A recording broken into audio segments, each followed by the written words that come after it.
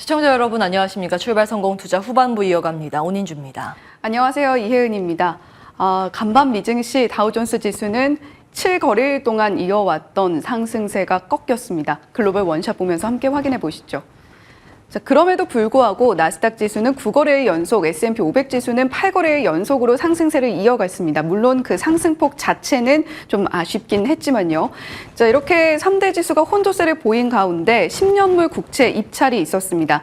시장 예상보다는 조금 더딘 모습을 보여줬습니다만 그럼에도 불구하고 무난한 입찰이었다라는 평가가 나오고 있습니다. 이에 따라서 장기물을 중심으로 국채금리 수익률이 내려앉는 모습을 또 함께 확인을 할 수가 있었고요. 자, S&P 500에서 에너지와 WTI 원유 선물 함께 떨어지는 모습 보여줬습니다. WTI 원유 선물과 브렌트유가 하락함에 따라서 S&P 500 지수 내에 에너지 섹터가 함께 하락을 한 거죠. 7월 이후에 유가가 최저치로 내려앉았습니다. 이 부분 잠시 후에 더 자세하게 짚어보기로 하겠고요. 달러 인덱스는 강보합세를 보이면서 105.53달러 선에서 거래를 마치는 모습도 보여줬습니다. 아무래도 0.02% 소폭 오름세를 보여줬기 때문에 국내 환율에는 어떤 영향 미치게 될지 한번 또 장 열리면 지켜보시면 좋겠습니다. 자, 지금 모기지 금리도 살짝 꺾이는 모습을 보여줬는데 아무래도 금리 인상 중단에 대한 기대감, 나아가서 금리 인하에 대한 기대감이 깃들면서 모기지 금리도 정점을 찍고 내려오는 모습을 보여주고 있습니다. 자, 그리고 간밤에도 역시 실적 발표 계속해서 이어졌는데요. 디즈니 일단 실적 발표 전에는 워낙에 그동안의 적자가 계속해서 지속이 되어 왔기 때문에 장중에는 흐름을 보이지 못하다가 실적 발표 이후에 시간외에서 급등세가 나왔습니다. 3% 넘는 상승을 보여줬고요. 물론 매출은 전망치보다 하회하는 모습을 보여줬습니다만 디즈니 플러스의 가입자 수가 늘고 있다는 소식에 시간외 상승을 이끌고 있습니다. 자, 로블록스 보시면 손실은 그동안 줄였는데 일간 사용자 수가 상당히 늘어났고요. 거기다가 기대 이상의 성적표를 받아들게 되면서 11%대 급등세를 보여줬습니다. 시간 외에서도 상승폭 반납하지 않는 모습 확인이 되고 있고요. 자, 전기차 종목들 일제히 급락세를 보여줬습니다. 전일장 마감 후에 리비안과 루시드 실적 발표 내용 저희 당잠사에서도 전해드렸는데요. 리비안은 그래도 성적표 자체를 나쁘게 받아든 건 아닌데 그럼에도 불구하고 대외 여건이 좋지 않다라는 것을 시장이 받아들이고 있는 것 같습니다.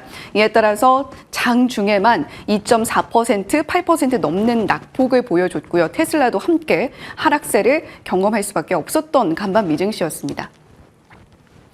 자, 일단 등락을 바라보는 시선. 등락은 유가의 하락 그리고 시장의 상승을 바라보는 각각의 시선입니다.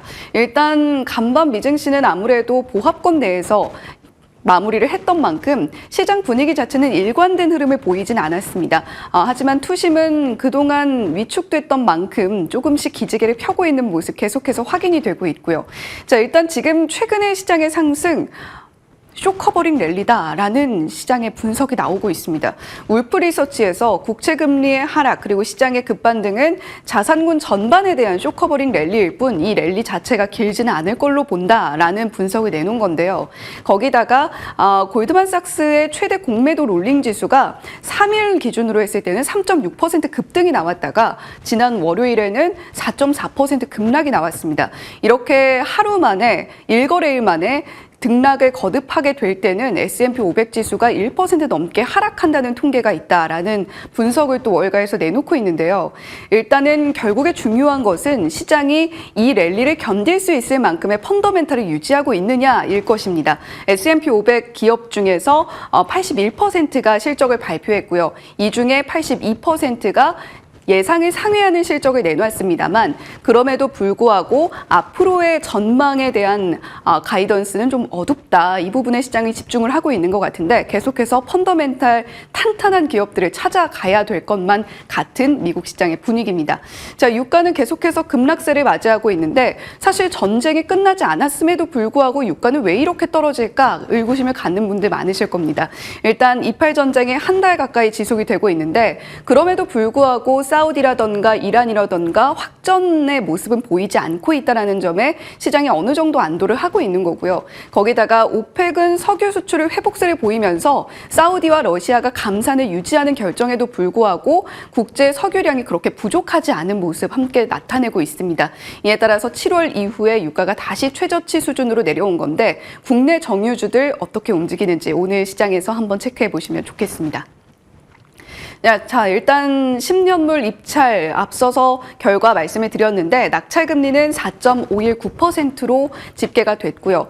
자, 일단 이 국채 입찰이 있었던 이후에 장기물 중심으로 국채금리 수익률이 떨어졌다라는 말씀 드렸습니다. 반면에 2년물은 소폭 상승하는 모습을 보여줬고요. 자, 거기다가 간밤에는 파월 의장의 연설이 있었습니다. 통화 정책에 대해서 어떤 힌트를 줄까 그 부분에 시장 참여자들이 상당히 집중을 했는데 그보다는 일단 우리는 지표 계속해서 주시할 것이고 신중할 것이다라는 입장에 반복한 것에 좀 불과한 연설이었습니다. 간밤에 나왔던 연준 인사들 역시도 모두 투표권을 가지고 있었습니다만 일단은 시장 지표 주목하자라는 기존의 연준 입장 크게 변화가 없었다는 점 포인트 삼아 보시면 좋겠고요. 다만 파월 의장 연설 한 차례 더 예정이 되어 있으니까 이때 또 통화정책 관련해서 발언이 나오는지 그 부분은 주시를 해보셔야 되겠습니다.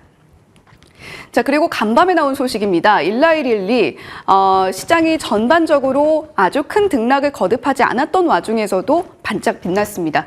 이 소식 때문이었는데요. 젯바운드의 FDA 승인 소식이 들려왔습니다. 일단은 젯바운드 비만 치료제로서 승인을 받은 거고요.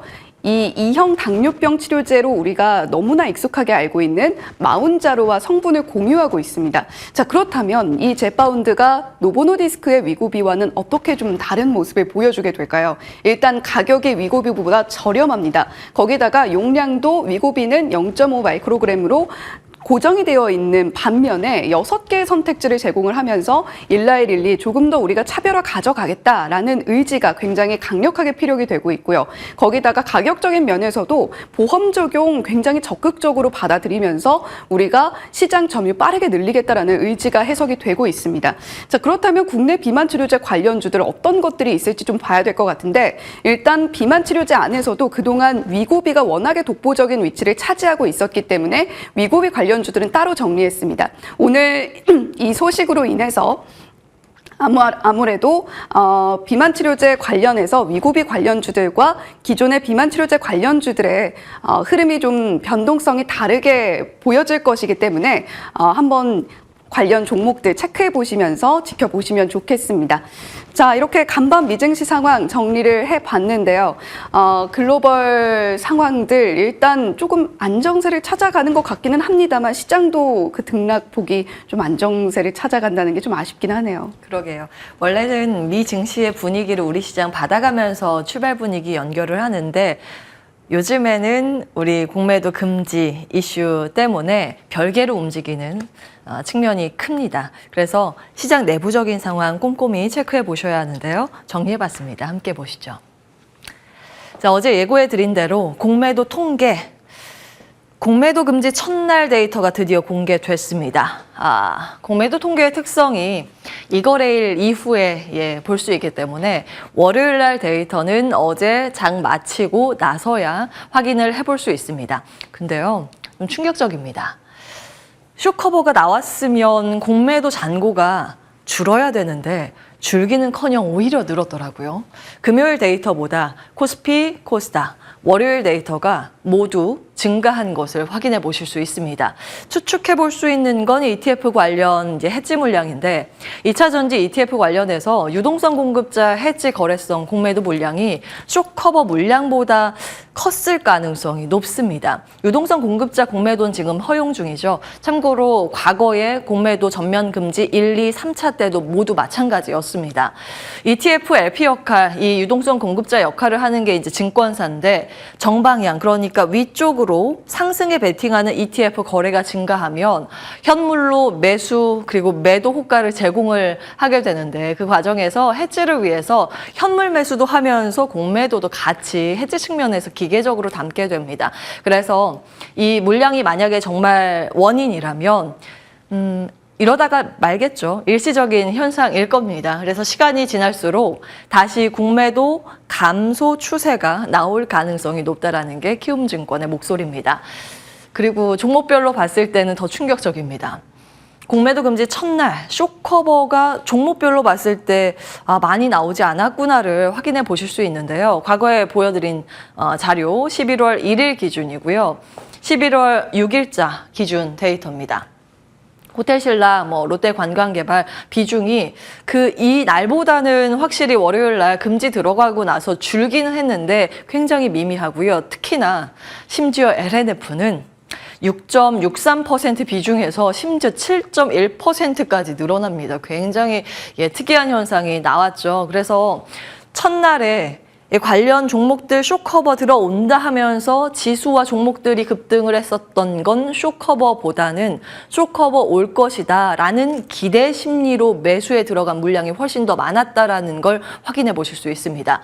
자, 월요일 쇼커버 영향력 미미했다. 그러면 사실은 이제 셈법이 복잡해지는 거죠. 우리는 무엇을 봐야 할까요? 지난 7일 공매도 맛집 지도 정리해 드렸습니다.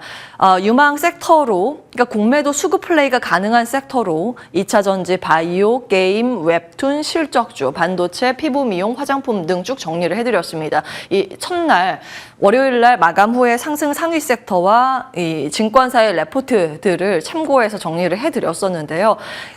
상승에 대한 아무리 이제 수급 플레이더라도 명분은 필요하기 때문에 관련해서 볼만한 명분들 그 당시에 정리를 해드렸습니다. 그리고 어제는 이들 섹터 안에서도 수급이 도르긴 했지만 이 외에도 오랫동안 시장에서 소외받았었던 소위 왕따 업종마저 올랐습니다. 미디어 쪽에선 CJ ENM 그렇게 해도 안 되는 그런 분위기였는데 흑자 전환 소식으로 13% 어제 급등을 하면서 미디어 쪽 일제히 상승세를 시현했고요. 유통 쪽 정말 안 됐었잖아요. GS 리테일이 호실적을 기록하면서 이 종목은 음봉 마감을 했습니다만 그렇게 오랫동안 부침을 겪었었던 이마트 등의 유통주들이 강세 흐름을 보였습니다. 딱 보시면 감이 오시죠? 전반적으로 수급 플레이 가능한 종목들 한 바퀴가 다 돈 것 같은 느낌은 듭니다. 이제 무엇을 봐야 할까요? 사실은 게임주에 대해서 월, 화, 수 3일간 내내 이제 지스타 관련한 모멘텀과 실적 부분 다 정리를 해드렸습니다. 어제 드디어 게임주가 테마 섹터 상위 1위로 상승세를 시현을 했었죠. 그런데 그게 이제 실적 플레이일까요? 사실 아직까지는 테마 구도가 그 흔적이 남아 있다라는 걸 어제 종가 상황에서 확인을 해볼 수 있는데요. 보시면 이제 어제 화면이죠. 시간 외 호실적, 크래프톤, 위메이드 흑자 전환, 위메이드 맥스 정리를 해드렸었고 증권사 게임 선호주들도 각각 정리를 해드렸습니다. 그리고 6일에는 지스타 관련해서 공개된 자료가 없어서 제가 일일이 좀 정리를 했던 내용들이고요. 정리를 해드렸습니다. 그런데 여기에 포함된 종목보다 오히려 시가총액이 작은 계열사 종목이 어제 더 폭발적인 시세를 냈다라는 걸 확인해 보실 수 있습니다. 여전히 실적과 모멘텀 플레이, 일정 플레이보다는 수급 플레이가 훨씬 더 높다. 테마성 움직임에 의존을 하고 있다라는 걸 확인해 보실 수 있습니다. 그래서 지금 사실 선택지를 좁히고 골라가는 작업이 정말 어려운 그런 구간입니다. 앞으로의 관전 포인트 정리를 해봤는데요. 수급적인 측면은 당연히 다 따져보셔야 되는데 양방향 모두 열려 있습니다. 굉장히 안타까운데 쇼커버가 첫날 발생을 하지 않았다. 그러면 시간차를 두고 앞으로 반영이 될 텐데 그렇게 되면 관련 이 맛집 지도에 해당되는 종목군들이 올라갈 수 있습니다. 다만 첫날에 굉장히 과한 시세 분출이 있었잖아요. 근데 그것이 쇼커버에 의존한 것이 아니라 실질적인 기대 심리만으로 매수세가 들어왔기 때문에 그 기대 매수분에 실망 매물 출회 가능성도 있습니다. 그래서 지금은 사실 이제 테마성 철저히 수급 데이터를 기반해서 분석을 할 수밖에 없고요. 다만 한 가지 우리가 그나마 좀 중장기적으로 편하게 가지고 갈 수 있는 팩터가 실적이지 않을까 싶습니다. 어제 보여드린 화면이죠. 과거에 공매도 금지 상황 때 수급 데이터로 움직이는 이런 공매도 잔고 상위주들이 초반에는 성과가 좋은 것 같다가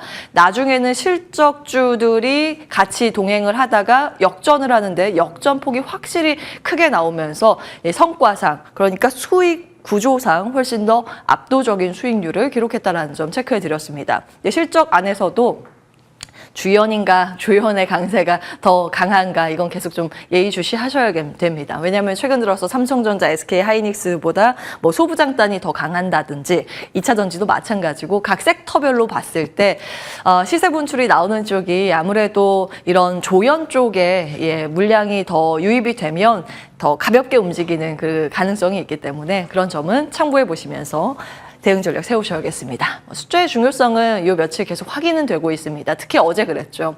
월요일 급등, 화요일 급락. 근데 급등분의 한 절반도 안 되게 반납을 했고요. 어제 약세를 보였습니다만 실제로 트레이딩 하시는 분들은 아마 체감하셨을 텐데 지수 낙폭보다 종목 상황 조금 더 유연하게 흐름들을 가지고 갔다라는 점 아마 느끼셨을 겁니다. 공매도 금지 이슈의 변동성은 일정 정도 완화하는 모습을 보이면서 실적주들은 상대적으로 강한 모습 나타냈습니다. 그래서 실적에 당분간 좀 주목을 하면서 저도 이제 브리핑을 해드릴 것 같은데요. 장 마치고 나서 마찬가지로 시간 외 상승 특징주도 숫자에 기인한 종목들이 훨씬 더 많았습니다. 수주, 호실적, 전기차도 수주 모멘텀 있는 쪽이었습니다. 그래서 다른 쪽은 이제 테마성 움직임이긴 했는데 모처럼 만에 2차 전지 밸류체인도 올라가는 모습이었습니다. 물론 실적이 좀 좋지 않게 나온 쪽은 다 하락했습니다. 하락 상위 배열이고요. 파두, 코오롱 인더스트리, 그리고 카페24, 메디톡스 등등 오피는 이익이 전년 같은 기간보다 얼마나 감소했는지 괄호 안에 기입을 해봤습니다. 메디톡스가 정말 아쉽긴 했는데 일회성 비용이 좀 많았죠.